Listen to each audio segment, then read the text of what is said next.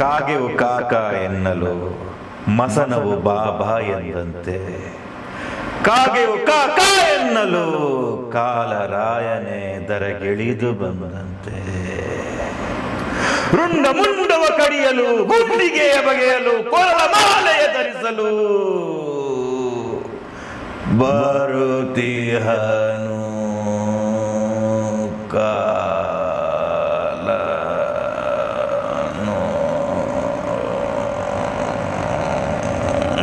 ಈಗ ಬರ್ತಾರಂತೆ ಸಂಜೆ ಹೊತ್ತು, ಈಗ ಬರ್ತಾರಂತೆ ಓಟ್ರು ಅಲ್ಲಿ ಬಂದು ಅಲ್ಲಿ ಕಾರ್ ಹತ್ತಿದ್ರು, ಬರ್ತಾರೆ ಕಾರ್ ಬಂತು ಇಳಿದ್ರು, ಪ್ರೇಮ್ ಸರ್ ಹೋದ್ರು, ಮಾತಾಡಿದ್ರು. ಅದೊಂದು ಚೆನ್ನಾಗಿತ್ತು ಸರ್. ಇನ್ನೂ ನಾನು ಇವ್ರ ಜೊತೆ ಮಾಡ್ತೀನಿ. ಫಸ್ಟ್ ಶಾಟೇ ಅವರು ಗನ್ನು ಮತ್ತೆ ಇದನ್ನ ನಂಗೆ ಬಿಸಾಡ್ತಾರೆ. ಒಂದೇ ಶಾರ್ಟಲ್ಲಿ ನಾನು ಗನ್ನು ಹಿಡಿಬೇಕು, ಕತ್ತಿನ ಹಿಡಿಬೇಕು. ಅಷ್ಟೊಂದು ಚೇರ್ ತಗೊಂಡ್ಬಂದು ಇಟ್ರು ಅವ್ರು ಕೂರ್ತಿರ್ಲಿಲ್ಲ. ಅವ್ರು ಓಕೆ ಅಂದಾಗನೇ ಹೋಗಿ ಕೂರ್ತಿದ್ರು, ಇಲ್ಲಾಂದ್ರೆ ಸೆಕೆಂಡ್ ಶಾಟಿಗೆ ರೆಡಿ. ಈ ಏಜಲ್ಲಿ ಈ ಡೆಡಿಕೇಶನ್ ತುಂಬ ಇಂಪಾರ್ಟೆಂಟ್. ಇದನ್ನು ಎಲ್ಲರೂ ಮಾಡೋಕ್ಕಾಗಲ್ಲ, ತುಂಬ ಕಷ್ಟ.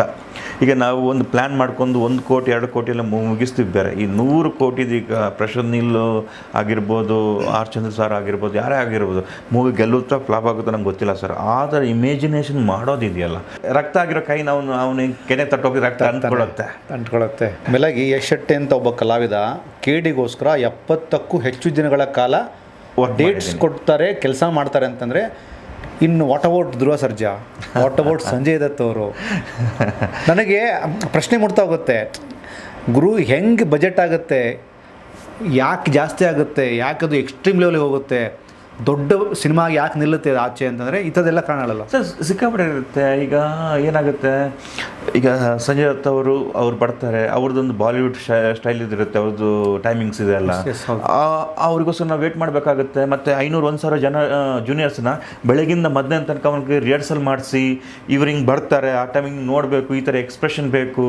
ಯಾಕಂದರೆ ಒಂದು ಫ್ರೇಮ್ ಇಟ್ಟಾಗ ಯಾರು ಒಬ್ಬ ಕಮ್ಮಿ ಮಾಡಿದ್ರೆ ನಿಮಗೆ ತಡ್ಕೊಳಕ್ಕಾಗಲ್ಲ. ಯಾಕೆ ನೀವು ಮಾಡ್ತಿರೋದು ಆ ಸ್ಕೇಲ್ ಮೂವಿ ಅಲ್ವಾ, ಇನ್ನೊಂದು ಶಾಟ್ ಮಾಡಲೇಬೇಕು ನೀವು. ಇಲ್ಲಿ ಅರ್ಜೆಂಟ್ ಮಾಡೋಂಗಿಲ್ಲ.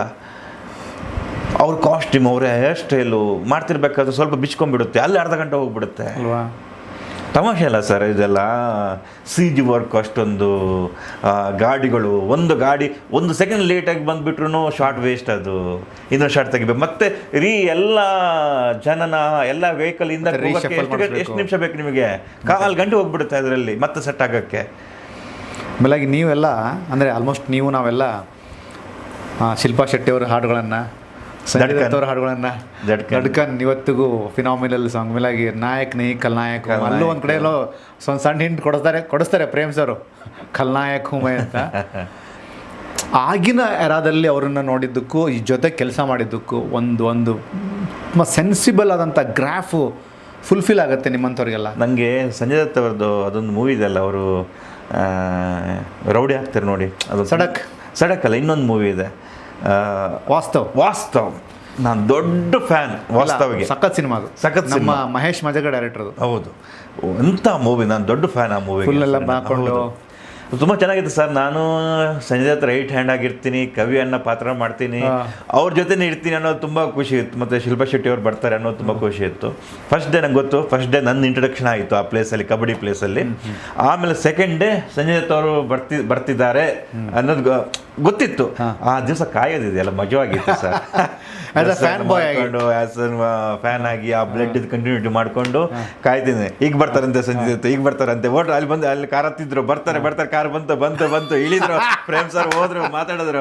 ಅದೊಂದು ಚೆನ್ನಾಗಿತ್ತು ಸರ್. ಇನ್ನೂ ನಾನು ಇವ್ರ ಜೊತೆ ಮಾಡ್ತೀನಿ. ಫಸ್ಟ್ ಶಾಟೇ ಅವರು ಗನ್ನು ಮತ್ತೆ ಇದನ್ನ ನಂಗೆ ಬಿಸಾಡ್ತಾರೆ. ಒಂದೇ ಶಾರ್ಟಲ್ಲಿ ನಾನು ಗನ್ನು ಹಿಡಿಬೇಕು, ಕತ್ತಿನ ಹಿಡಿಬೇಕು. ಸೊ ಮಜವಾಗಿತ್ತು ಸರ್. ಅಂದರೆ ಮತ್ತೆ ಅವ್ರ ಜೊತೆ ಮತ್ತು ಆ ವ್ಯಕ್ತಿ ನಾನು ನೋಡಿದ್ದು ಡೆಡಿಕೇಶನ್ ಏನಂತಂದರೆ, ಆ ವ್ಯಕ್ತಿ ಒಂದು ಶಾರ್ಟ್ ಕೊಟ್ಟು ಡೈರೆಕ್ಟ್ರು ಓಕೆ ಅನ್ನೋವರೆಗೆ ಕೂರ್ತಿರ್ಲಿಲ್ಲ. ಅಷ್ಟೊಂದು ಚೇರ್ ತಗೊಂಡ್ಬಂದು ಇಟ್ರು ಅವ್ರು ಕೂರ್ತಿರ್ಲಿಲ್ಲ. ಅವ್ರು ಓಕೆ ಅಂದಾಗನೇ ಹೋಗಿ ಕೂರ್ತಿದ್ರು, ಇಲ್ಲಾಂದ್ರೆ ಸೆಕೆಂಡ್ ಶಾಟಿಗೆ ರೆಡಿ.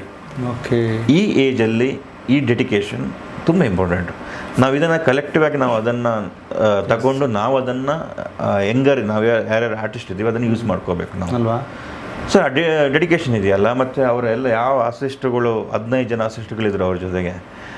ಸಾಮಾನ್ಯ ಅಲ್ಲ ಸರ್. KVN ಪ್ರೊಡಕ್ಷನ್ ನಿಜ ಹೇಳ್ತೀನಿ, ನಮ್ಮನ್ನು ಚೆನ್ನಾಗಿ ನೋಡ್ಕೊಂಡಿದ್ದಾರೆ, ಎಲ್ಲರೂ ಚೆನ್ನಾಗಿ ನೋಡ್ಕೊಂಡಿದ್ದಾರೆ. ಒಂದು ಅದ್ಭುತವಾದಂಥ ಮೂವಿನ ಮಾಡಿದ್ದಾರೆ.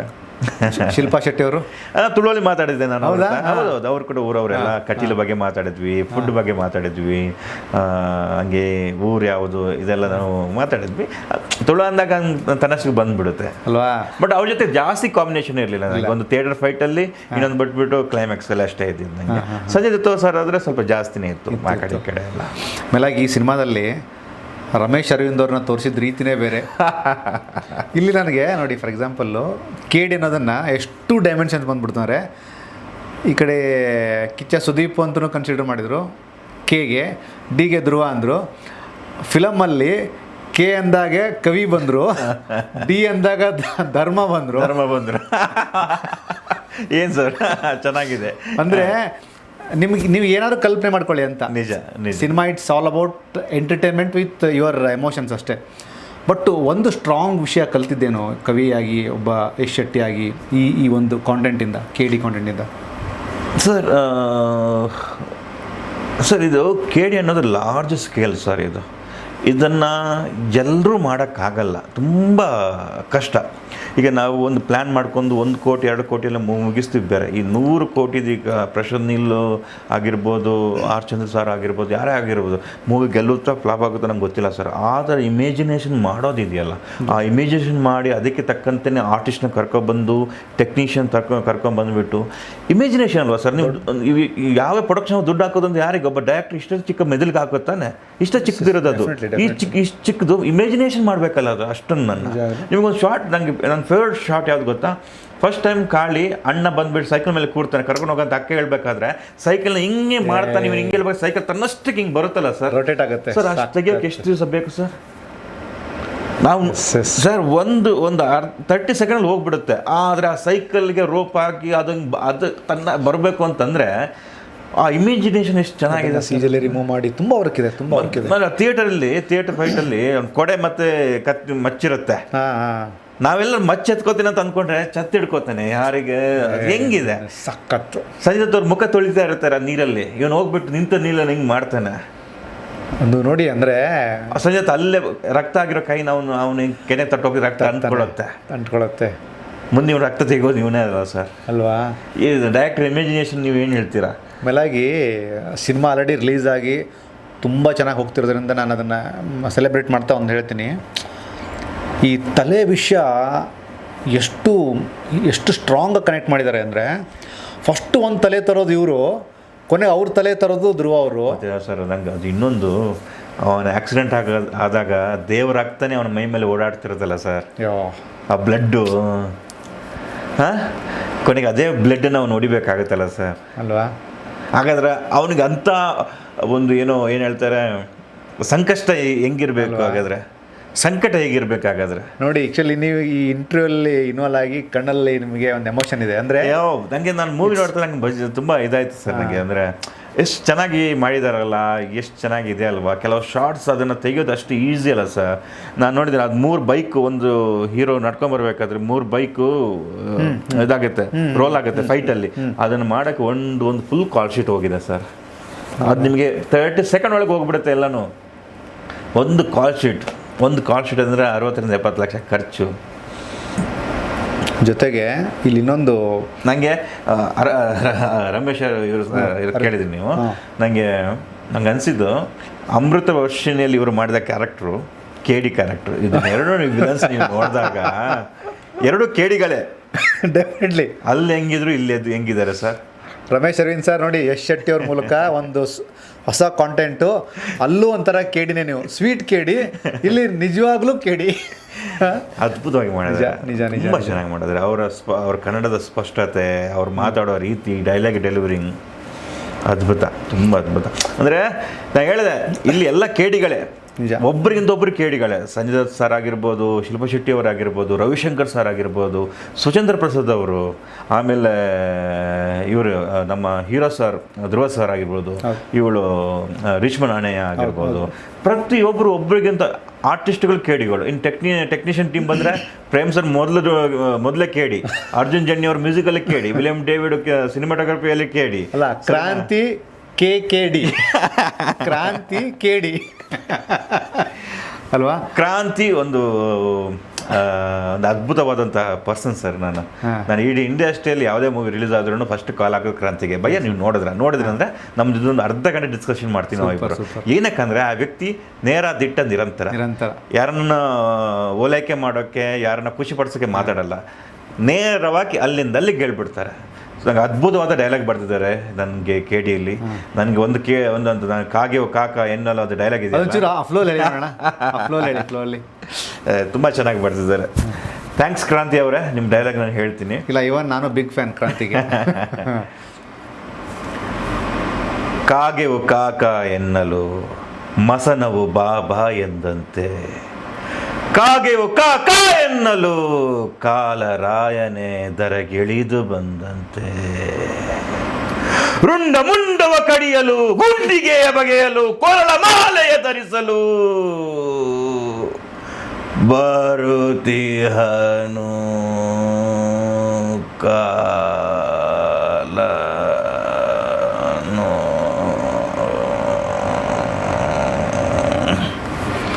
ನೋಡಿ, the intensity and the intonation and feel between breath and explosion. ನಿಜ ಹೇಳ್ಬೇಕಂದ್ರೆ ಸರ್, ಒಬ್ಬ ಆ್ಯಕ್ಟ್ರಿಗೆ ದೊಡ್ಡ ವರದಾನ ರೈಟರ್ಸ್. ಇವತ್ತು ಕ್ರಾಂತಿ ಬರೆದಿರೋ ಡೈಲಾಗಿಗೆ ಒಬ್ಬ ಆ್ಯಕ್ಟ್ರಾಗಿ ನನಗೆ ಜೀವ ತುಂಬ ಕಾಯಿತು. ಇದು ನಂದಲ್ಲ ಸರ್, ಇದೆಲ್ಲನೂ ಕ್ರಾಂತಿ ಮತ್ತು ಡೈರೆಕ್ಟರ್. ನಿಜ ಹೇಳ್ತೀನಿ, ಇವತ್ತು ನಾ ಈ ಡೈಲಾಗ್ ಹೇಳ್ತಿದ್ದೆ, ನಾನು ಮಾಡಿದೆ ಅಂತಲ್ಲ. ಈ ಡೈಲಾಗ್ ನೀವು ಯಾರೇ ಕೊಟ್ಟದ್ದು ಬೇರೆ ಆರ್ಟಿಸ್ಟ್ ಮಾಡ್ತಿದ್ರು, ನಂಗೆ ಸಿಕ್ಕಿದ್ದು ಪುಣ್ಯ. ಆದರೆ ಆ ಬರ್ದಿದೆಯಲ್ವಾ, ಅದ್ರ ಶಕ್ತಿನೇ ಬೇರೆ. ಇವು ಕ್ರಾಂತಿ ಸರ್ ಬಂದುಬಿಟ್ಟು ನಂಗೆ ಕ್ಯಾರಮ್ಗೆ ಬಂದುಬಿಟ್ಟು, ಬ್ರೋ ಇದು ಡೈಲಾಗ್ ಅದು ಹಿಂಗೆ ಕೊಟ್ಟರು. ನಾನು ಹಿಂಗೆ ನೋಡ್ದೆ, ಅದು ಮನಸ್ಸಿಗೆ ನಾಟ್ಬಿಡ್ತು ಸರ್ ಡೈಲಾಗ್. ಒಂದೇ ಸೆಕೆಂಡಲ್ಲಿ ವಾಪಸ್ ಕೊಟ್ಟವನು ಮತ್ತೆ ಸ್ಕ್ರಿಪ್ಟ್ ನೋಡೇ ಅಲ್ಲ. ಯಾಕಂದ್ರೆ ನಾನು ಅಲ್ಲೇ ಎಂಜಾಯ್ ಮಾಡಿಬಿಟ್ಟೆ ಆ ಡೈಲಾಗ್ನ. ಅದು ಡೈಲಾಗ್, ನಾನು ಕಷ್ಟನೇ ಪಟ್ಟಿಲ್ಲ ಅದನ್ನು. ಟೇಕ್ ಕೂಡ ಅಷ್ಟೇ, 2 ಟೇಕ್. ಒಂದ್ಸಲ ಇದು ಏನು ವೈಡ್ ಶಾಟ್ 1, ಕ್ಲೋಸಪ್ 1, 2 ಶಾಟಲ್ಲಿ ಈ ಸೀನ್ ಮುಗಿದೋಗ್ಬಿಟ್ಟಿದೆ. ಆ ಮಜಾ ಇದೆಯಲ್ಲ, ಸಖತ್ತಾಗಿದೆ. ನಾನು ಕೂಡ ವೇಟ್ ಮಾಡ್ತಿದ್ದೆ, ಈ ಮೂವಿಯಲ್ಲಿ ಇದು ಹೆಂಗೆ ಬರುತ್ತೆ, ಜನಗಳು ಇದನ್ನು ಹೆಂಗೆ ತಗೋತಾರೆ ಅಂತ ಹೇಳ್ಬಿಟ್ಟು. ಮತ್ತು ಆ ಶಾಟ್ ಇರುತ್ತಾ ಇಲ್ವಾ ಅಂತಲೂ ಕೂಡ ಹೆದರಿಕೆನೂ ಇತ್ತು. ಯಾಕಂದರೆ ಒಂದು ಒಳ್ಳೆ ಶಾಟ್ ಇದು, ನಾನು ತುಂಬ ಎಂಜಾಯ್ ಮಾಡ್ಕೊಂಡು ಮಾಡಿದಂಥ ಶಾಟ್ ಇದು. ಬಟ್ ಇವತ್ತು ಅದನ್ನು ಎಲ್ಲರೂ ಎಂಜಾಯ್ ಮಾಡ್ತಿದ್ದಾರೆ, ನನಗೂ ಖುಷಿ ಇದೆ ಅದರಿಂದ. ಆಮೇಲೆ ತುಂಬ ಜನ ನಂತರ ತುಂಬ ಜನ ಕಂಪ್ಲೇಂಟ್ ಮಾಡಿರ್ಬೇಕಲ್ಲ ನಿಮಗೆ, ಯಾಕೆ ಹೇಳಿಲ್ಲ ಯಶ್ ಸರ್? ಇಲ್ಲ, ನಾನು ಫಸ್ಟ್ ಮೂವಿ ಆದಾಗ ಜ್ವಲಂತಂ, ನನ್ನ ಸ್ಲ್ಯಾಂಗ್ ಸ್ವಲ್ಪ ಚೇಂಜ್ ಇತ್ತು, ಸ್ವಲ್ಪ ನಮ್ಮದು. And the thing is you are very honest Yash.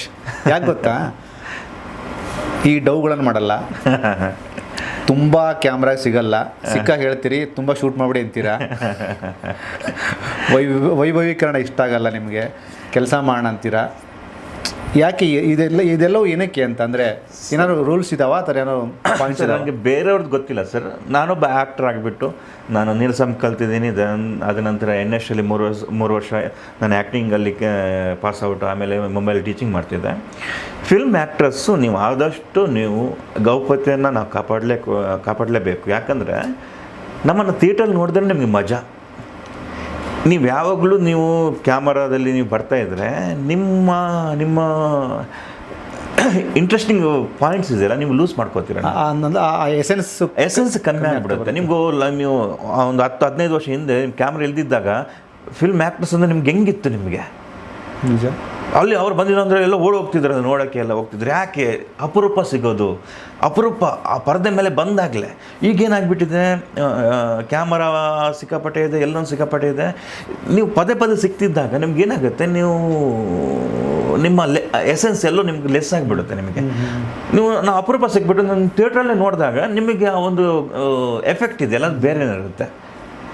ನಾನು ಅದನ್ನು ಬಿಲೀವ್ ಮಾಡ್ತೀನಿ. ಇವನ್ ನಾನು ನಿಮ್ಮ ಮಾತನ್ನು ರೆಸ್ಪೆಕ್ಟ್ ಮಾಡ್ತೀನಿ. ನಾನು ತುಂಬ ಚೆನ್ನಾಗಿರುತ್ತೆ, ಫ್ಲೇವರೇ ಚೆನ್ನಾಗಿರುತ್ತೆ. ಆ ಫ್ಲೇವರ್ ಚೆನ್ನಾಗಿರುತ್ತೆ. ಯಾಕಂದರೆ ನಮಗೆ ಪರ್ ಡೇಗೆ ಇಷ್ಟೊಂದು ದುಡ್ಡು ಕೊಡ್ತಾರೆ, ಒಬ್ಬೊಬ್ಬ ಪ್ರೊಡ್ಯೂಸರು ಇಷ್ಟೊಂದು ಖರ್ಚು ಮಾಡಿರ್ತಾರೆ, ಆಮೇಲೆ ಡೈರೆಕ್ಟರ್ದು ಒಂದು ಕನಸಾಗಿರುತ್ತೆ ನಮ್ಮನ್ನು ಬೇರೆ ಬೇರೆ ಥರ ತೋರಿಸ್ಬೇಕು ಅನ್ನೋದು. ಸೊ ಅವರು ಇಷ್ಟೆಲ್ಲ ಕಷ್ಟಪಡ್ತಿರ್ಬೇಕಾದ್ರೆ ನಾನು ಪರ್ಸನಲ್ ಲೈಫಲ್ಲೂ ಕೂಡ ನಾನು ಅದನ್ನು ನನ್ನ ಲೈಫ್ ಇದಕ್ಕೆ ನಾನು ಪ್ರೊಫೆಷ್ನಲ್ಗೆ ಸಂಬಂಧಪಟ್ಟಿದ್ದಲ್ವ. ಸೊ ನಾನು ಪ್ರೊಫೆಷ್ನಲ್ ಚೆನ್ನಾಗಿದ್ದಾಗ ಮಾತ್ರ ನನ್ನ ಲೈಫ್ ಚೆನ್ನಾಗಿರೋಕ್ಕೆ ಸಾಧ್ಯ. ಸೊ ನನ್ನ ಲೈಫಲ್ಲಿ ನಾನು ಎಷ್ಟು ನೀಟಾಗಿ ಅದನ್ನು ಬ್ಯಾಲೆನ್ಸ್ ಮಾಡ್ತೀನೋ ಅದು ನನ್ನ ಪ್ರೊಫೆಷನಲ್ ಲೈಫ್ಗೆ ಹೆಲ್ಪ್ ಮಾಡುತ್ತೆ ಅನ್ನೋದು ನಾನು ನಂಬ್ತೀನಿ ಸರ್. ಬೇರೆಯವ್ರು ನಂಗೆ ಗೊತ್ತಿಲ್ಲ, ನಾನು ಹೇಳಿ ತಪ್ಪು ಇರ್ಬೋದು, ನಂಗೆ ಇಲ್ಲ. ಆ್ಯಕ್ಚುಲಿ ಅಂದರೆ ನಿಮ್ಮ ಥಾಟ್ ಪ್ರೊಸೆಸ್ ಸರಿ ಇದೆ. ಅಂದರೆ ಪ್ರತಿದಿನ ಸಿಕ್ಕಾಗ ಪ್ರತಿ ಕಡೆನೂ ನಾವು ಕಾಣಿಸ್ಕೊಂಡಾಗ ನಮ್ಮ ಪ್ರಾಜೆಕ್ಟ್ಗಳು ಗೊತ್ತಾಗಲ್ಲ, ಅದನ್ನು ರಿಜಿಸ್ಟರ್ ಮಾಡೋಕ್ಕಾಗಲ್ಲ ಅಂತ ತುಂಬ ಇದಾಗಲ್ಲ ಅಲ್ವಾ.